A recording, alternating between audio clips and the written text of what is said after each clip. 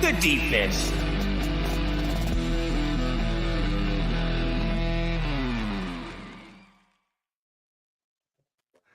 Whoop, whoop. Welcome back. We're live. Split the Defense, Leafs post-game presented by Laforest Electrical Contractors, serving Kingston and the surrounding area since 2004. I'm Jordan Webster with Craig Pearce and producer Ted Evans in the booth. Here to talk about Game 2 of the Battle of Ontario.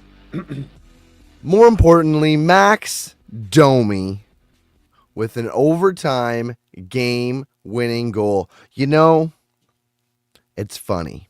Funny how things work out. When the Leafs got scored on for the second time, I started thinking, you know, what is Max Domi providing this team really? I really just don't see it. I'd like more from him, you know? I'd really like more. And he got the puck, and I almost said in my head, wouldn't it be funny if, and it went through that guy's legs, back of the net.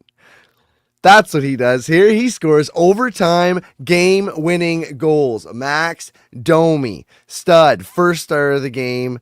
Absolutely, just for that effort right there. So the Leafs go into the Game 3 of a postseason, and for the first time in the Matthews era, up 2-0. How are you feeling, CP? I mean, I feel pretty relieved right now. I was definitely wanting to puke for the last hour. Rough night for me. I don't know. I haven't felt that way in a hockey game in a long time, and yeah, I had a lot of anxiety going into it. They kind of settled my nerves because going up 2 goals, but then oh my gosh, the slow burn that it was that I just felt the lead wasting away. But yeah, I mean, Max Domi in overtime, it's good that he did that because, I mean, not going to lie, I was cursing him out quite a bit tonight. I mean, I was probably projecting a little bit because of how awful his line mate was. And it kind of maybe was rubbing off on him a bit, but yeah, good that he got one because, I mean, I think in the playoffs, goodwill only lasts so long, right? Like, we love this guy all season long, but when it comes to, crunch time, if you're not providing, someone else can come and step in. So yeah, just really relieved. Good to see his dad too, Ty up in the stands, actually smiling for once. And yeah, just that's a win that kind of we needed. It's not just like being up 2-0 instead of being tied. It's like, I feel like this is a battle of nutrition at this point, and as long as we can outlast the physicality of Ottawa, I think that's our best bet. But going 6-7, I don't know, you need to get it over more quicker than that, because not just for my anxiety, but for if this team is looking farther than this round, that's what you got to do, is you got to kind of get rid of, you can't have hard battles in the first round and every single round. Take the easiest win that you could probably get in these Stanley Cup playoffs. Well, I don't think it was easy, but definitely an easier path than facing Tampa or Florida. And, the Leafs have taken full advantage of the easier opponent. They've done exactly what they're supposed to do. They were the home team. They were the division winners. They won 2 at home. But you know what they say? A series doesn't start until somebody loses at home. So, we got to see what happens when they head to Ottawa before you get all high and mighty, because we could just as easily be coming back from Ottawa in a 2-2 series tie. No doubt. We can definitely be doing that. This is the start, though. How it would just be I'm saying that this is what we needed. I'm not saying that can't happen, but going into Ottawa with it being 1-1, not that you can't come back from that, but just, it's not the situation you want to be in. That's for sure. So, what'd you think of the physicality in this game? They had, the beginning of the game, Thomas Chabot shot a puck in the Maple Leafs net in warm-ups, just being a dick. Yeah. And we had good old Nick Cousins, League Rat, checking into the Battle of Ontario. The last time Cousins played a playoff game in Toronto, his goal ended the Maple Leafs 2023 season. Do you remember that goal? Do you remember what? Yeah. Not specifically, no. The one with Radko Gudas? Oh, that one. Yeah. Fuck. That one. Yeah, that one. Yeah, 2023. So, what did you think of the physicality in this game? Did you think it did kind of settle in a little bit comparatively to game one? No. Yeah, like I don't know, like I felt like it was kind of the same story as the last game in a little bit. I thought that because the game was like closer, that like it became a more of a physical battle on both sides. That not so sure the Leafs are winning many of those battles, but like I just the last game I thought that it was Ottawa bringing the physicality, and because of the score, like it was more of the Leafs trying to avoid it and just sticking up for themselves when they needed to. But I mean, the most physicality uh, incident that happened tonight was the Stolars. Like to me, like that's what stands out to me as like the biggest moment for the Leafs. Not only in kind of like a Jekyll and Hyde way to me. Like I do love the intensity and his like willingness to take a battle on himself, but I also that is kind of proof that like the other team can get under his skin. So just don't want like you don't want everyone like you could just Ottawa could just keep sending guys at them if they're going to be like coincidental penalties every single time. Then that's a good game plan to get under a goalie's skin, and I mean it's up to Stolarz at that point to prove them wrong. I don't know. I don't know how much it's getting under his skin or how much that's just how Stoli operates. Like he's been told, like we were told what Bobby McMahon said, like when Stolarz is out there, he's yelling at you, like screaming at you, and he's We just saw a that tonight competitive too, guy. yeah. You're like, yeah, and you did see that tonight. And so, is it really, or does he just enjoy this shit? Is he, I don't know if you listen to Kepper and Bourne, but Justin Bourne described circle and square players. The circle players you go and you fuck with, and the square ones you don't, because the square guys, they get off on it. The circle ones, they shrivel up and they don't like it when you're messing around with them. But is Stolaires maybe a square? Yeah, I mean, there's no doubt. I think that we haven't seen it. Like if this is kind of his identity when especially in He's the barely playoffs. played in the league. That's what I mean. Like then, like totally fine. That's what I mean. Like prove the Sens wrong, prove everybody wrong. That that is a good way that a goaltender goes away about business. But like Justin says, like he's trying to be Mike Smith. Like that is a guy who could like perform and have an edge.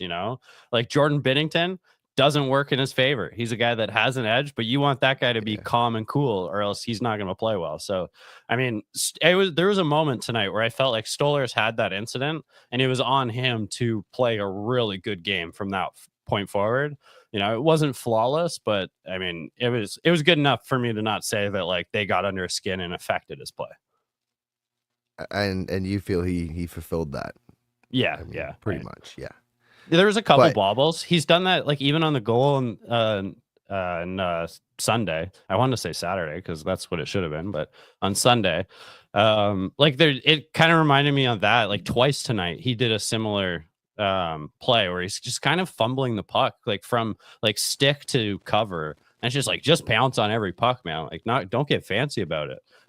But other than that, I'm like really nitpicking. Otherwise, he played amazing. Actually, and what a save. Was it? Yeah, the end of the third period. I think with a minute left, maybe 2 minutes left, just like an unreal highlight save. He had a couple of 10 bell saves. There was Yeah. at least one at the end of the first I wrote down.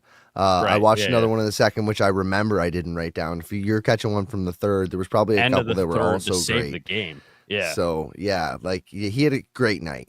Great night. I do want to get back to the Greg thing, though. He beat the shit out of Greg. Now, yeah. Greg went in his area, and he kind of fell into him, helped by Marner a little bit.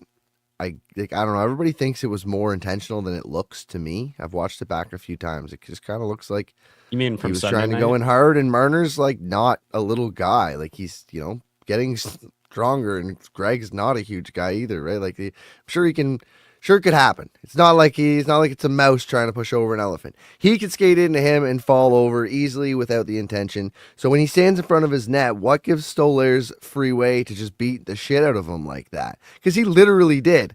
Like knocked him twice from behind, gave him a huge slash, and then they let all that go, and then like Greg really didn't do anything to him back in that time. Greg skates away into the corner to go get the puck, and he comes back across the crease, and he gets absolutely laid out. I have to read David Alter's tweet. He says, "I haven't seen a player fall that hard after a goalie pushed him since playing NHL '94," and like absolutely trucked him. What did Greg do wrong? Why did he get a penalty? Because he crossed through the crease? Is that what he did? Like wrong place, wrong time penalty? It's guilty by association penalty? Like, I feel like you got a penalty for getting like standing in the area that you want the player to stand in. I don't know. I mean, I think this is like the same as if it was just two skaters having a scrum, and maybe like someone did something like 5 minutes ago, and then someone did something 2 minutes ago, and then just right now, like someone was like did way more, and like is the reason why we blew the whistle. But you give them both penalties because they've both been shitheads the whole time. I don't And know. like, yeah, I don't know. Like you see with Stoller's like two hard cross checks to the back and a big slash. You think if player on player did that it wouldn't just be one guy going off for more? Like, and the other guy's got his back turned to him, skating away, playing the puck still. Like, I don't know. Like, it's just it's bad. And I'd love Stoley for it. Don't get me wrong. But I looked at it and I'm like, I'll take it. But like, this reffing has been terrible, and that certainly does not help Toronto Maple Leafs fans' case trying to say that the reffing isn't as bad as it clearly has been. I mean, if you're just comparing like what Stolarz did tonight and like put him in Domi's body, then like, yeah, Domi might get suspended. Like it's like there's definitely this leeway that goalies are given for sure. Yeah. But I think like when all the little things that like everyone said that this was going to be a guy that we just hate, and like you can see why. It's just he does all the Brad Marchand little things that it's just getting in a little too close into the crease, even between whistles. Like he's just a little too deliberate about being a shithead. Yeah, and so I mean it just builds up, and like the refs aren't stupid. They see that too. I mean they sometimes are stupid. They actually a lot of the time, but they're watching the game too, and they see it happen, and goalies for sure get way more leeway for whatever reason that is. Like even when like touching a goalie, it seems like these days they're giving a little bit more into like skater favor, that like if the goalie's making a play well outside his zone, like then like he is kind of free range. Like don't go and just like lay him out, but like he's like if he gets knocked over, you don't have to blow the whistle. We're like, I feel like 10 years ago they like blew those, like you could not touch a goalie. Like there was no way other than like it probably being a line brawl, but like it was also a penalty. And so like I think there's trying to find that balance, I think. But yeah, they haven't changed the way that like they can do what they want almost. Fair enough. So staying on the goalies for a second, Linus Ullmark at the beginning of the game, to go way back, if you can remember this now, he delayed the game for like it was like fucking 7 minutes. It was like, oh yeah, we were delayed for 3.5 minutes in. It's like we took more time off than you've had taken off the clock so far, and right after a flurry from the Leafs. And it's just like, how convenient for that to happen, for him to start. Now Linus Ullmark has absolutely not been a good goalie for the Sens in the playoffs. He's not been a good goalie apparently in the past in the playoffs. What is going on with their goaltending? Do you think they're going to change the guy? Like he is giving up, some shit tonight, and last night or on Sunday he got 6 put on him. Like the ones tonight, I mean, I wouldn't say are 10 bellers. The one he just couldn't push across, and John Tavares squeaks the first goal by, or that was the first one that went in on the back door. It's like Linus Ullmark doesn't look very good out there. Yeah, at the same time, like we had one of those go in on us too. So I think Ullmark has been like, especially tonight, I think he was like fine enough to, you're not pulling him. I mean, if they had a really good like second option, then like obviously if they were in our position, then like we would be going to Wall at this point. But they're just not in that spot. They pay one goalie, or I guess they do pay 2, but just only one of them is actually good. And I think they have to just stay the course. It's not like you're pulling him. He's just going to keep pulling out all the stops, just trying to do anything he can to try and to delay the game and keep himself in. And that's a different story. I think that's just like a vet move. I think it's kind of being made too big of a deal of in general because every goalie does that. Every goalie has their move, and I don't know. Yeah, he was doing it. I thought the ref should have hurried him up. Oh yeah, I mean I saw it. That's for sure. But I think that's just the ref should have hurried him up a little bit more. Unless it's a legit thing, I guess. But I think that every goalie has their move and how they delay the games. Most of the time it's the strap on the helmet. 3.5 minutes into the first period. Yeah, it was a little bit early. Anyways, it didn't matter because 30 seconds after play resumed, playoff Riley came right back to who he is. This guy who we were sure was basically cooked comes into the first 2 games of the playoffs and becomes the first Leafs defenseman to score in game 1 and 2 of a series in history. I mean, I don't know why you're saying we doubted him. We were saying that we're giving him a chance because we've seen it before. We kept wondering and kept just saying we're going to playoff Riley is still going to be there, right? Right? Right? Yeah, right? We weren't sure. You'll lie. Don't lie to yourself and tell yourself 2 weeks ago you were absolutely sure this was going to be the Morgan Riley we saw. We were just pretty sure. Yeah. I mean, it's 2 years in a row where he's been not dog shit, but just not great all regular season long. It's a great way to put it.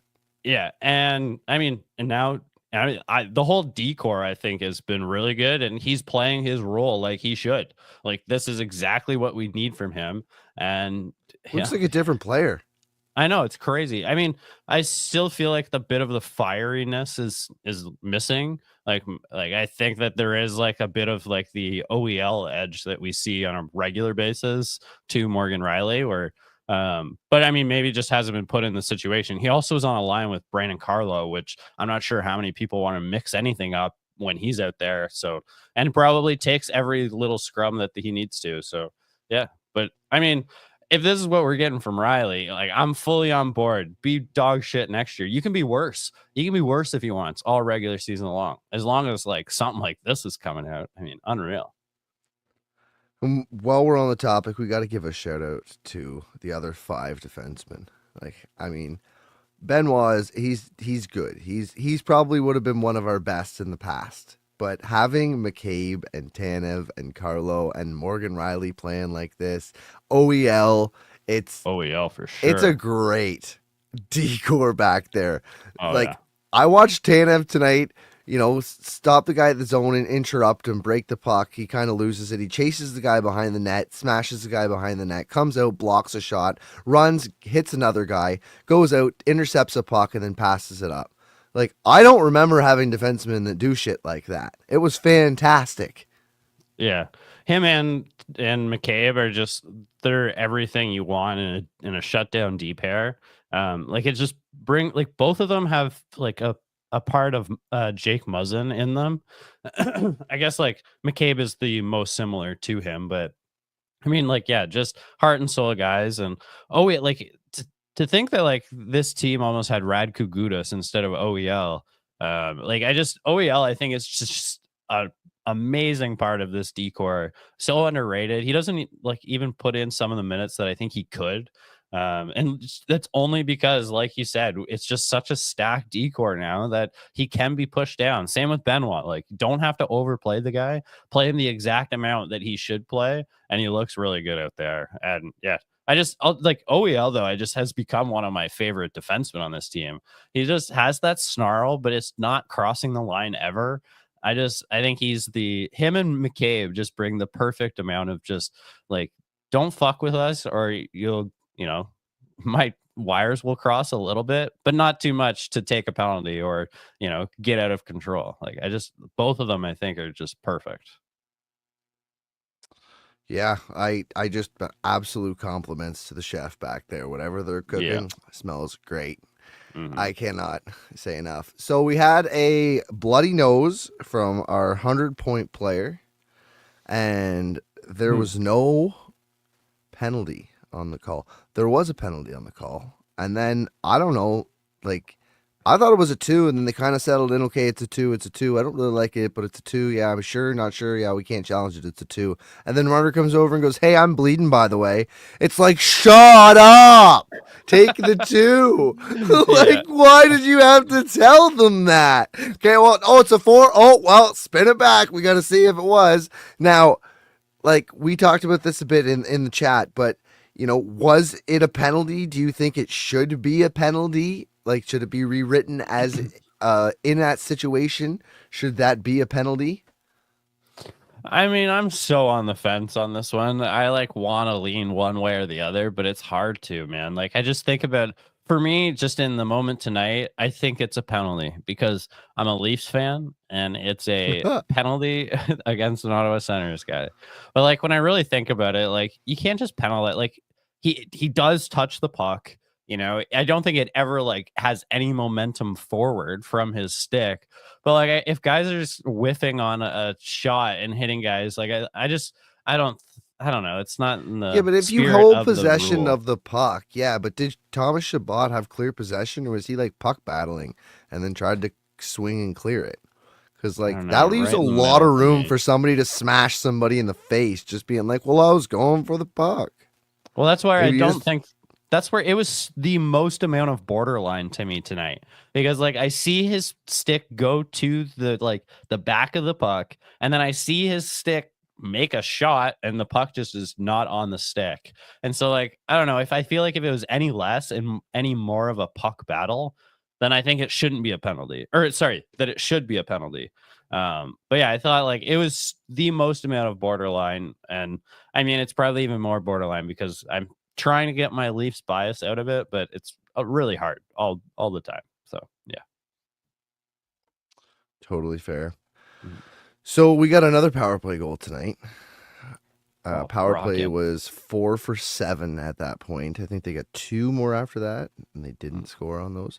But still, 4 for 9. Like, that's a rocking power play right now. And 2 power play goals for JT this series.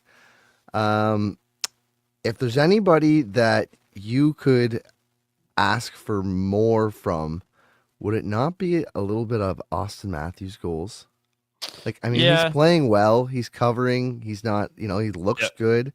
But I would really love to see him put a couple in the back of the net.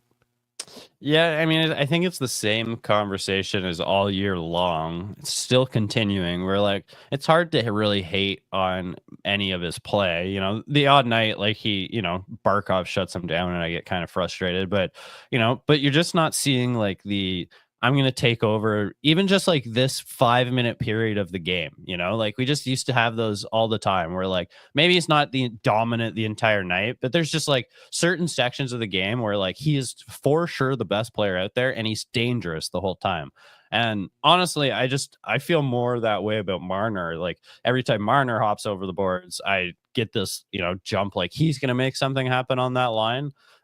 Willie, of course, once we start talking about other lines, but yeah, he doesn't give me that same, I'm the best player vibes. And I'm not sure what it is. He does seem to the narrative is that he's playing more on the defensive side, but I don't know if it's I mean, hundred he's got percent 3 that. assists in 2 games. Like, it's not nothing, but Well, like, I also think the play, like I think it is clear that like the other parts of his game are better, and I was gonna say allowing Marner to take over the game more, but like I don't know, like yeah, kind of like allowing Marner to be more of a two-way or like a more of a scorer, not just a setup guy. And like yeah, like I feel like that is part of Marner feeling more dangerous as Matthews kind of dishing off to him more than we've seen in the past. I really like that offensive zone setup play where Marner, he's a right-handed shot, stands on the left-hand side, and Matthews wins it back to him. They fire it back. Like, that's perfect, Matthews Marner. You couldn't do it the other way around because Matthews is a lefty. Those Yeah. two are pretty phenomenal together. I do like seeing Marner pop off. I do enjoy that. I just would like to see, I'd love John Tavares being John Tavares. I just would love to see Austin Matthews come back and have that Don't domination. I think though, like if you were going to like ask me if I thought about it for more time, but if you were going to ask me at the beginning of the season, how many goals would I be happy from? Matthews and Tavares combined. I think that like we'd be at that number and probably past it just because Tavares has performed so well. And I mean, Matthews has missed games, so that's part of just his totals being down. But I think like the I'm not team has knocking the stepped guy. up around I'm just him, saying too. I wish. Yeah. I mean, I also do wish too. Yeah, I agreed. I would love Matthews to just have those moments too. Shoot me. For sure. Yeah, hands up. Yeah. Miller says too, look, if we're winning, I don't care if he scores or not. It would be different if we were losing like crazy. Matthews was also like 15 for 21 on faceoffs or something.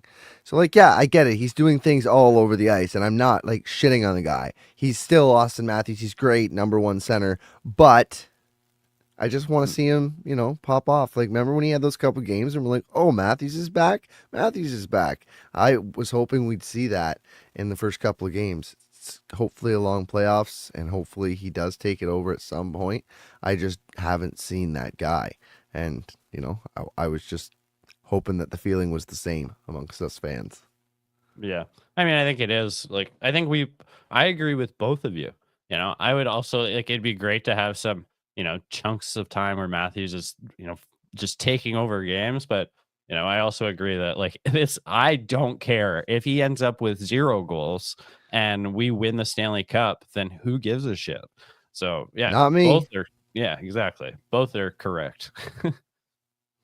Well, that's fair enough. All right. Well, shall we wrap this sucker up until the next one? Yeah, sure. Yeah. I'm tired anyway. Me too. Late game. Next one's at 7. Hopefully it's not a 3-hour and 15-minute game. It's 7 o'clock. Yeah. Game 3 on Thursday in Ottawa. Leafs go on the road with a 2-0 series lead over the Ottawa Senators. We'll be back after that game. For now, that's a wrap. Thanks for joining Split the Defense Leafs post-game, presented by Laforest Electrical Contractors, serving the Kingston and surrounding area since 2004. Leave us a comment, hit that like button, subscribe on our YouTube, and until next time, peace. Follow the boys on Twitter at STDPWebby, at Craig D. Pearce, and at Ted_is_shook.